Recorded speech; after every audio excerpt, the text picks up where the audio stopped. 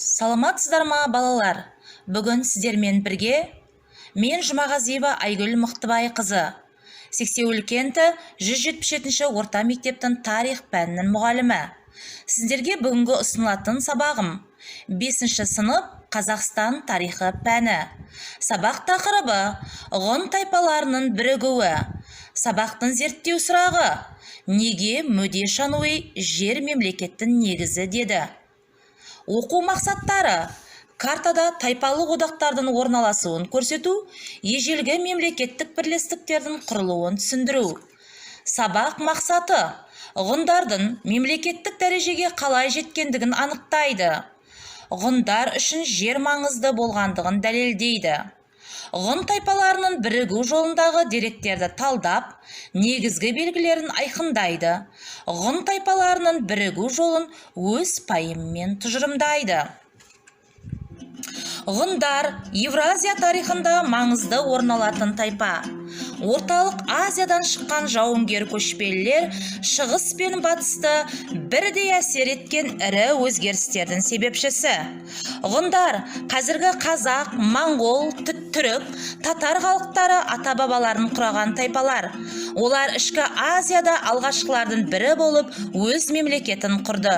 Шын мәнінде ғұн тарихы бастапқы кезеңде Қазақстан аумағынан тыс жерде өтті. Бірақ Қазақстан жерінің тарихын ғұндардың қатысынсыз қарау мүмкін емес. Ғұндар өздерінің ерекше өркениетін жасай білді және орталық Азия мен Европада ерекше орын алды. Бұл тақырыпты өрбіту үшін бейне материалға назар аударамыз. Біздің заманымызға дейінгі бірінші мыңжылдықтың ортасында Алтай, Оңтүстік Сібір және Шығыс Қазақстан аумағында ғұн тайпалық одағы қалыптаса бастады. Қытай деректерінде ғұн атауы Хунну деп берілген. Олар Еуразия тарихында жауынгерлік даңқымен атағы шыққан. Ғұн мемлекетінің өрлеуі Мөденің атымен байланысты. Біздің заманымыздан бұрынғы 3-ші ғасырда Мөде Қытаймен соғыста жеңіске жетіп, ғұн тайпаларының басын біріктіріп, билеуші Шаньюй атанады.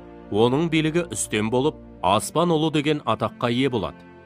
Мөде Шаньюйдің билікке келуімен ғұндар жерлерін кеңейту үшін көршілес тайпаларға жорықтарын бастайды. Ғұн, Үйсін, Қаңлылар бір-бірімен көрші елдер болатын. Ал ғұндар мен Қытайдың Хан династиясы арасындағы соғыс біздің заманымыздан бұрынғы 188 жылы Хан династиясы әскерлерінің жеңілісімен аяқталады. Мөденің билігін мойындаған Қытай императоры ғұндарға жыл сайын алым салық төлеп отыруға және Қытай ханшасын Мөдеге әйелдікке беруге мәжбүр болады. Ғұндар негізінен киіз үйде тұрған, бірақ қысқы тұратын үйлері де болған. Тері мен жүннен тоқылған маталардан киім киген. Бай ауқатты адамдар киімдерін жібек матадан тіккізген. Ғұндардың материалдық мәдениеті ерекше дамыған.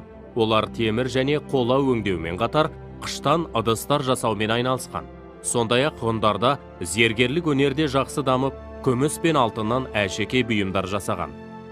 Біздің заманымыздан бұрынғы 1-ші мыңжылдықта ғұндарда көшпелі мал шаруашылығы жақсы дамыды. Әсіресе жылқы малын ерекше қастерлеп көбейткен. Тарихта Мөде Шаньюй елі мен жерін қастерлеген тұлға ретінде таныс. Аңыз бойынша, көрші Дунху билеушісі ғұндардың жеріне сұқтанып, оны басып алудың айласын жасай бастайды. Алдымен Мөдеге елші жіберіп, сұлу әйелін беруін сұрайды. Мөде, әйелім елімнің садағасы, алсын деп әйелін береді. Дунху елшісі екінші рет келіп, аузымен құс түстеген жүйрік тұлпарын сұрайды. Мөде, тұлпарым елімнің садағасы алсын деп атын бергізеді. Әбден асқақтаған Дунху билеушісі 3-ші рет мал жанға қолайсыз жеріңді бер деген талап қояды. Осы кезде Мөде, әйелім мен тұлпарымды берсем де өзімнің жеке меншігім болатын. Жердің иесі халық, жер халықтың игілігі. Еліме жерді Тәңір берген. Жер болса халықта болады, мемлекетте болады. Жер мемлекетіміздің тірегі мен ырысы, құты. Оны қалай береміз деп қатты қаһарланып, Дунхуларға қарсы соғыс ашып, тас талқандарын шығарып, жеңіске жетеді. Ғұндардың құдіреттілігі сондай, батысындағы Үйсін тайпасы мен солтүстігіндегі Саян, Алтай тайпаларын бағындырды. Біздің заманымыздан бұрынғы 3 ғасырда қазіргі Корея жерінен бастап қазақ жеріне дейінгі жер ғұндардың иелігінде болды. Сондай-ақ 24 тайпа ғұндардың құрамына кірді. Біздің заманымыздан бұрынғы 1-ші мыңжылдықта ғұндарда көшпелі мал шаруашылығы үстемдік етті. Ғұндардың бейнелеу өнері сақтардың аңдық стиль дәстүрімен байланысты. Ғұндар тастарға салған суреттерінде бұқа, бұғы, аққуды бейнеледі. Олардың түсінігінше бұқа күш пен биліктің, бұғы бақыт пен жақсылықтың, аққу отбасының символы болған. Құрметті оқушылар, мен ұсынған бейнематериалдар мен мәтінді пайдалана отырып, мына тапсырмаларды орындауларыңызды сұраймын. 1-ші тапсырма. Кескін картаға ғұн, қаңлы, үйсін мемлекеттерін орналастыр. 2-ші тапсырма. Ғұндар мемлекетінің құрылымы туралы тірек сызбаны толтырыңыз. Құрметті оқушылар, бүгінгі сабақта танысқан термин сөздер. Әскери демократия. Көне грек қоғамындағы әскери көсемдердің алғашқы адамдар қауымындағы ұжымшылдық пен демократия қалдықтарын сақтай отырып, билік жүргізген жүйесін атау үшін қолданған ғылыми термин.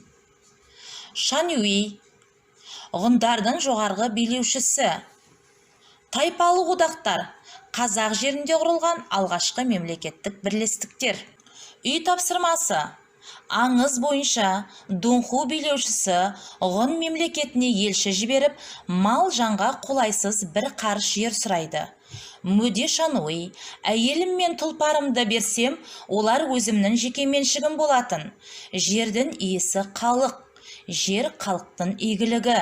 Еліме жерді Тәңірім берген. Жер болса халықта болады, мемлекет те болады. Жер мемлекетіміздің тірегі мен ырысы. Құты, оны қалай берем деп қаһарына мінеді. Сұрақ. Мөде Шануидің жауабын қалай түсінесің? Өз көзқарасыңды білдір. Сабақ аяқталды. Сау болыңыздар.